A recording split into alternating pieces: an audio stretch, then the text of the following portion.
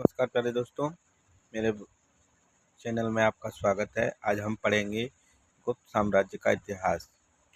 गुप्त शासक कुषाणों के संगत थे। गुप्तों की उत्पत्ति के बारे में विद्वानों में मतभेद है, किंतु कुछ अधिकांश विद्वान गुप्त शासकों को वैश्य वर्ण का मानते थे।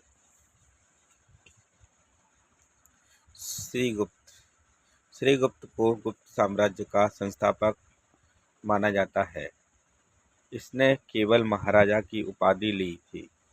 घटोत्कच ने भी महाराजा की उपाधि धारण की। ये प्रमुख राजा थे। चंद्रगुप्त प्रथम, यह गुप्त वंश का वास्तविक संस्थापक था। इसने महाराजा अधिराज की उपाधि धारण की। राज्यारोहण की तिथि 319 को गुप्त संवत का आरंभ माना जाता है। चंद्रगुप्त प्रथम ने लिच्छवी राजकुमारी कुमारदेवी से विवाह किया तथा अपने साम्राज्य का विस्तार आधुनिक बिहार व उत्तर प्रदेश तक करने में सफलता प्राप्त की।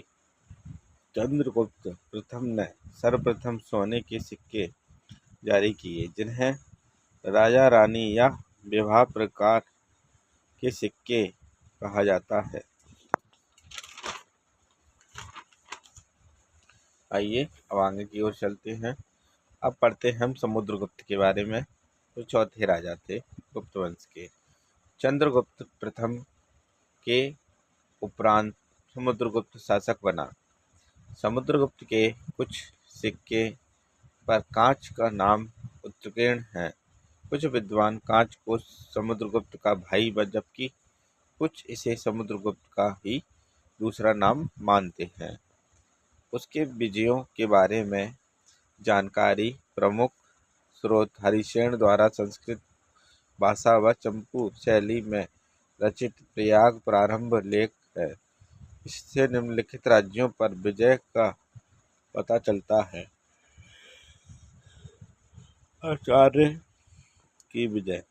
आर्यभट्ट की विजय। प्रथम चरण में समुद्रगुप्त ने आर्यव्रत के कुल 12 राज्यों को विजय तथा दक्षिण चरण में समुद्रगुप्त ने दक्षिण पथ के 12 राज्यों को विजयी किया था। इन राज्यों के विरुद्ध ग्रहण मोक्ष अनुग्रह की नीति अपनाई अर्थात विजय के बाद उनके राज्य वापस कर दिए गए। समुद्रगुप्त की विजय के इतिहास। राज चौधरी ने धर्म विजय की संज्ञा दी। ऐसा कहा जाता है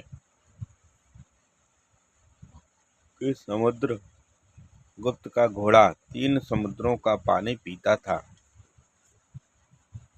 समुद्रगुप्त के समय सिंहल शासक मेघवर्धन था, जिसने गुप्त साम्राज्य में अनुमति प्राप्त कर गया में बौद्ध विहार बनवाया था।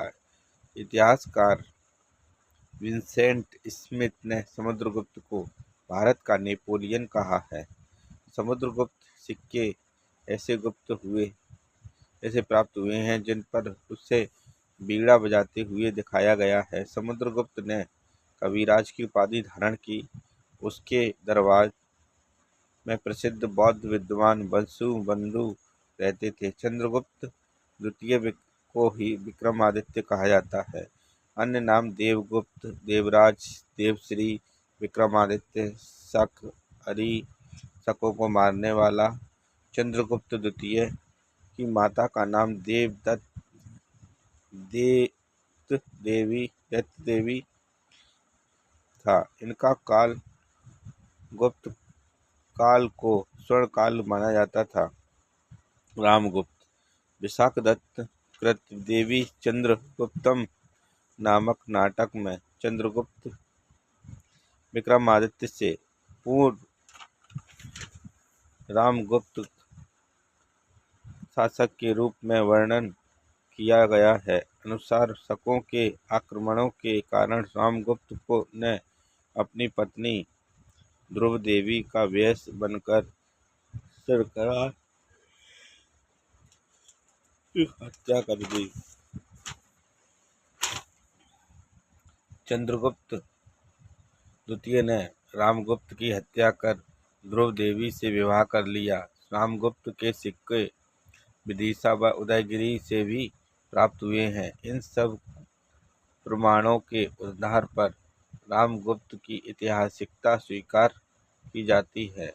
वैवाहिक संबंध। चंद्रगुप्त विक्रमादित्य ने वैवाहिक संबंधों और विजयों के द्वारा अपने साम्राज्य की सीमा को बढ़ाई। उसने निम्नलिखित राज्यों को अपने में मिला लिया। यह जानकारी आपको कैसी लगी? गुप्त साम्राज्य की ये संपूर्ण जानकारी थी और इसमें कौन कौन से राजा थे इसमें सबको बताया गया है। अगर ऐसी जानकारी और चाहिए आपको तो हमें कमेंट, शेयर, फॉलो ज़रूर करें। धन्यवाद।